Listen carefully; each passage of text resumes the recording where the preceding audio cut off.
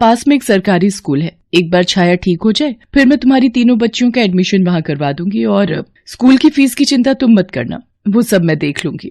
Doctor कामिनी जैसे उसके लिए भगवान बनकर आई थी। अगले ही दिन से वसुधा कामिनी के अस्पताल में साफ सफाई का काम करने लगी, जिसके लिए अब उसे अच्छी तनख्वाह मिलने लगी थी। जल्दी वसुधा की तीनों बच्चियां स्कूल भी जाने लगी, लेकिन ये सब वसुधा के पति किशोर को पसंद नहीं आ रहा था।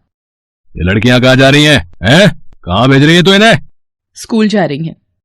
अच्छा, इन्हें स्कूल भेजने के लिए तेरे पास पैसे हैं, और कल जब मैंने मांगे तो एक ढीला नहीं निकला तेरे पास से। तुम्हें देने के लिए मेरे पास एक फूटी कौड़ी भी नहीं है, समझे? देखो, वो तो डॉक्टर मैडम की मेहरबानी है जो मेरी बच्चियां पढ़ लिख पा रही हैं, वरना जैसे मेरे भाग फूटे तुम्हारे साथ बंध के वैसे इनके भी फूटते। तुझे क्या लगता है पढ़ लिख के क्या कलेक्टर बन जाएंगे? हैं? चुपचाप इन्हें घर में बैठा और घर के काम काज सिखा इन्हें। नहीं, मेरी जिंदगी तो नरक बन ही गई है, अपनी बच्चियों के साथ ऐसा नहीं होने दूंगी मैं। अच्छा, लगता है उस दिन की मार भूल गई है तू, है? नहीं, मैं कुछ नहीं भूली, और अब से तुम एक बात मत भूलना, अगर मुझे या मेरी बच्चियों को हाथ भी लगाए ना तो सीधे पुलिस के पास जाऊंगी मैं। अब तक बहुत बर्दाश्त कर लिया है तुम्हें, अब और नहीं करूंगी। तो क्या कर रही है मेरे घर में? निकल यहाँ से बाहर। ठीक है, अब यही सही। किशोर को लगा था कि हर बार की तरह इस बार भी वसुधा उसकी बात का उल्टा जवाब देगी, लेकिन इस बार ऐसा नहीं हुआ। असल में अब वसुधा भी किशोर से छुटकारा चाहती थी, क्योंकि उसे डॉक्टर कामिनी के रूप में एक उम्मीद जो मिल गई थी।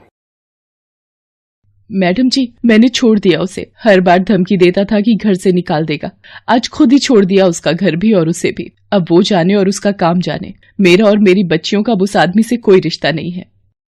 लेकिन वसुधा, अब तुम रहोगी कहाँ, और तुम्हारी बच्चियां, उन्हें कैसे संभालोगी? अब तक भी तो अकेले ही सब कुछ संभाल रही थी मैडम जी, मैंने यहाँ अस्पताल के पास में ही एक कमरा किराए पर ले लिया है, मेरा आना जाना भी आसान होगा और बच्चियों की भी चिंता नहीं रहेगी। वसुधा की बात सुनकर डॉक्टर कामिनी मुस्कुराने लगती हैं और फिर दीवार पर लगी अपनी माँ की तस्वीर को देखने लगती हैं। तस्वीर देखते हुए उनकी आंखें नम हो जाती हैं। मैडम जी, क्या हुआ? आंख में कुछ चला गया क्या?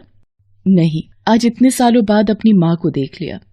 लेकिन मैडम जी, आप तो उन्हें इस तस्वीर में हर रोज देखती हैं, मैंने देखा है, हर रोज आप उनकी तस्वीर के सामने हाथ जोड़ती हैं, उसके बाद ही आपका दिन शुरू होता है। नहीं, तस्वीर में नहीं, आज तुम में देख लिया मैंने उन्हें। वसुधा, आज जो तुमने अपनी बच्चियों के लिए किया है, कई साल पहले ठीक वैसा ही मेरी माँ ने मेरे लिए किया था। मैं जानती हूँ ये फैसला तुम्हारे लिए कितना मुश्किल रहा होगा।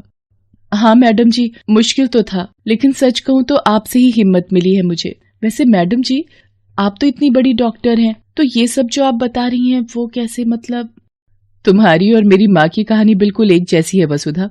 आज मैं और मेरी दोनों छोटी बहनें जो कुछ भी हैं, मेरी माँ की वजह से ही हैं। ये देखो, ये मेरी छोटी बहन शालिनी है, आज ये कंप्यूटर इंजीनियर है, और ये सबसे छोटी बहन मालिनी, ये एक प्रोफेसर है। हम भी बहुत गरीब थे, हमारे पिता भी हमारे लिए सिर्फ मुश्किलें ही लेकर घर आते थे, लेकिन मेरी माँ ने अपनी मेहनत से हर मुश्किल को छोटा कर दिया और हमें आज इतना बड़ा बना दिया। मुझसे वादा करो वसुधा, तुम भी कभी अपने कदम पीछे नहीं हटाओगी, कभी अपनी बच्चियों का साथ नहीं छोड़ोगी, जैसे मेरी माँ ने हमारा नहीं छोड़ा।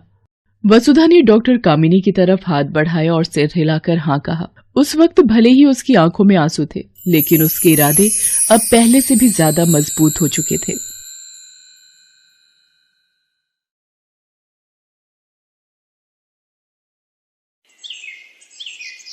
सरला के पति ने गांव में सरला और गोद की बच्ची को बेसहारा छोड़कर दूसरी शादी कर ली और गांव छोड़कर चला गया। सरला का गांव में भी कोई नहीं था, पर शहर में उसकी मौसी रहती थी, इसलिए सरला उनके पास शहर आ गई। ये ले, बोतल में दूध भर दिया है। अब तू तो जानती है सरला, महंगाई इतनी बढ़ गई है, हर चीज के भाव बढ़ गए हैं, अब दूध ही ले लो, 60 रुपए किलो हो गया है।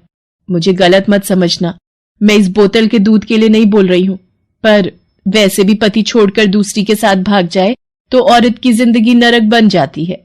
मौसी, मुझे मौसा जी से कहकर कोई काम दिलवा दो और रहने की थोड़ी जगह दे दो तो मेरा गुजारा हो जाएगा। देख सरला, मेरे भी अपने बेटा बहू परिवार हैं, मैं तुझे यहाँ रहने की हामी नहीं भर सकती, बाकी थोड़ी बहुत रोटी सब्जी दूध बांध देती हूँ, तू कहीं जाए तो रास्ते में तेरे काम आएगा। रुक, मैं रसोई से लेकर आती हूँ।